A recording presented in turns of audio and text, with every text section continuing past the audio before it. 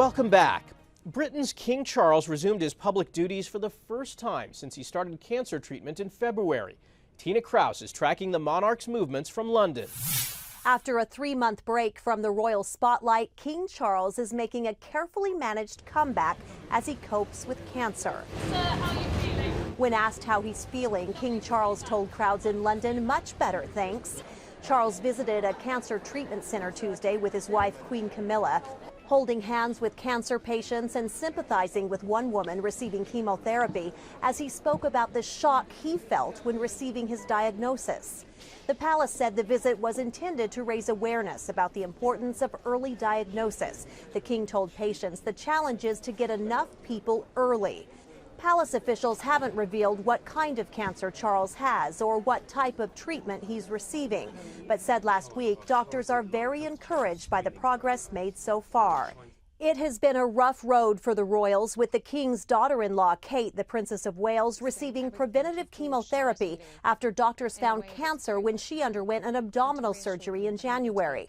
Aides say King Charles has a busy schedule this summer, but plans could change depending on his health. Tina Krause, CBS News, London. Back here in the U.S., the number of babies born fell last year. According to the CDC, there were about 3.6 million births, 76,000 fewer than in 2022, and the lowest since 1979. This is not like something to be alarmed about at all. Nicholas Mark is an assistant professor of sociology at the University of Wisconsin-Madison. He says many women have been postponing having babies until later in life for personal and economic reasons. What I think is a real issue is when we're starting to see differences between the number of births that people say they want and the number that they end up having. If people want to have kids, and they're unable to because of things like economic precarity and cost of childcare, that's not good, right? That's a bad sign for society. Birth rates for women in their 30s and 40s had been rising in recent years, but last year the rate fell for women in their 30s and was flat for women in their 40s. Some NFL players will look drastically different this season. The league is giving players the option to wear added protection during games, a soft shell helmet cover known as Guardian caps. Players have been able to wear them during training camp the last few preseasons. The league reports concussions dropped nearly 50%. Experts around the country are expecting another busy tick season and are urging people to take precautions while spending time outdoors. Madeline Wright shows us how to stay safe. Beautiful sunny day. Every week, Amy Teal takes a walk in the park to get exercise. But at one point in her life, she was afraid to even go outside. I love to be outside, and I really just did not want to get bitten again.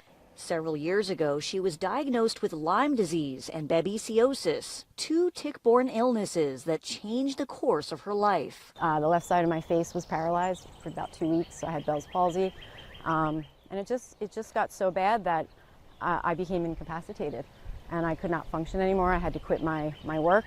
Quit her work as an actress to focus on her recovery. The Delaware County Health Department is taking the tick threat seriously. On Tuesday, specialist Chad Kennard dragged a net through a state park to collect as many ticks as he could. And see if we got anything. They'll be sent to be tested for diseases. We collected over 5,000 ticks last year, so that's kind of indicative of how this year is probably going to go.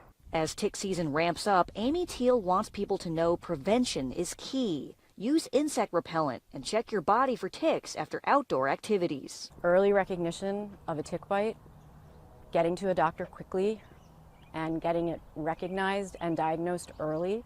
Through her organization, the Pennsylvania Lyme Resource Network, she spearheaded the installation of 500 tick warning signs across the state. Really, we just don't want to see you get sick. Equip yourself with knowledge, she says, to enjoy the outdoors safely. Madeline Wright, CBS News, Philadelphia. After the break, the barbers helping people with autism, and why just 1 or 2 drinks may be 1 or 2 too many.